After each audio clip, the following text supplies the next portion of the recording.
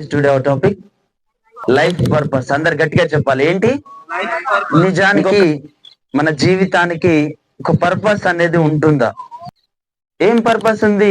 మామూలుగా పుట్టినము, ఏదో ఒక ఉద్యోగం చేసుకుంటాం, పెళ్లి చేసుకుంటాం, రైట్, సినిమా ఎండ్ అయిపోతుంది. ఎన్నో తరతరాలను మనం చేస్తున్నాం, అవునా కదా? దీంట్లో ఏం పర్పస్ ఉంది? ప్రత్యేకమైనటువంటి పర్పస్ ఏముంది? కామన్ లివింగే కదా.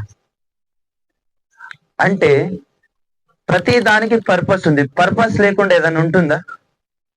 Cause and affection.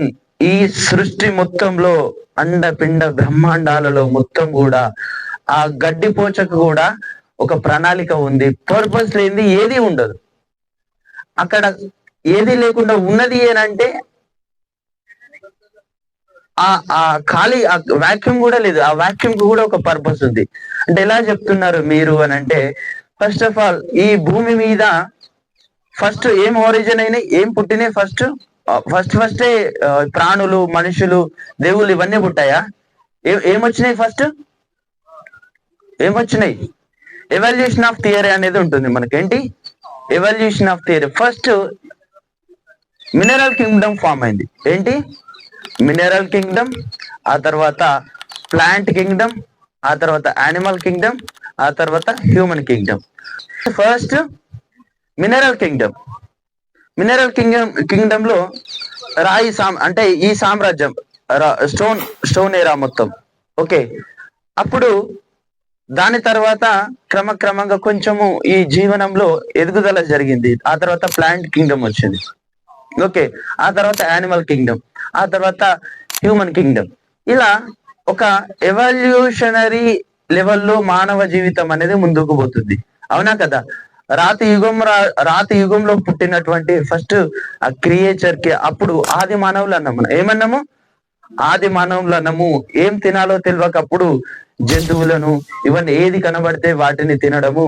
సో బట్టలు లేకుండా, ఒక అంటే తెలియదు, ఎలా బ్రతకాలనో తెలియకుండా క్రమక్రమంగా ఏమైతున్నాము, ఈ రోజు మనం ఎట్లాంటి స్థితిలో ఉన్నాము, ఒక గొప్ప టెక్నాలజీలో ఉన్నటువంటి స్థితిలో మనం ఉండడం జరుగుతుంది. ఓకే, అంటే ఇంత పరిణామ క్రమం ఎక్కడి నుంచి వచ్చింది? ఎవల్యూషన్ అవుతున్నాం మనం.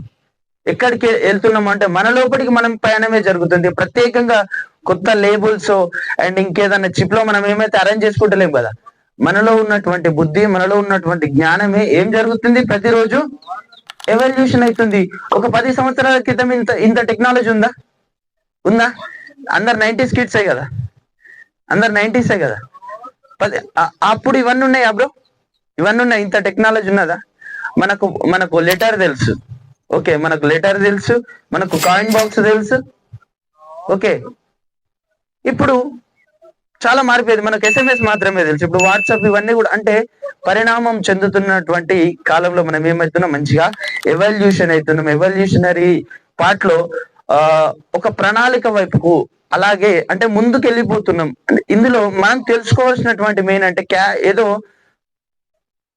సమాజంతో పాటు ఇలా ముందుకెళ్ళ ప్రతి మనిషికి ఒక బ్లూ ప్రింట్ ఉంటుంది. ఏంటి? ప్రతి మనిషికి ఒక నిర్దిష్టమైనటువంటి ప్రణాళిక ఉంటుంది. ఆ ప్రణాళిక మన జీవిత పర్పస్ గా, మన లైఫ్ పర్పస్ గా మనం తెలుసుకుంటే ఏ విధంగా ఉంటుంది? వీ కెన్ క్లాసిఫై ఇంటూ ఒక 4 టైప్స్ గా మనం దీన్ని డివైడ్ చేసుకోవచ్చు.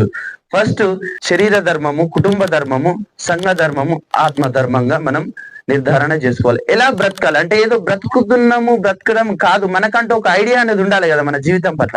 సో దాన్ని మొత్తంగా చూసుకుంటే ఒక 4 రకాలుగా వర్గీకరించుకున్నాం. ఇందులో మన జీవితం మొత్తం ఉంటుంది మనకు కావాల్సింది. ఓకే, ఏంటి అవి? ఫస్ట్ శరీర ధర్మం. ఏంటి? శరీర ధర్మము. ఓకే, ఆ తర్వాత కుటుంబ ధర్మం. ఏంటి చెప్పాలి? కుటుంబ ధర్మం. ఆ తర్వాత సంఘ ధర్మము. ఏంటి? సంఘ ధర్మం. ఆ తర్వాత ఆత్మ ధర్మం. ఏంటి?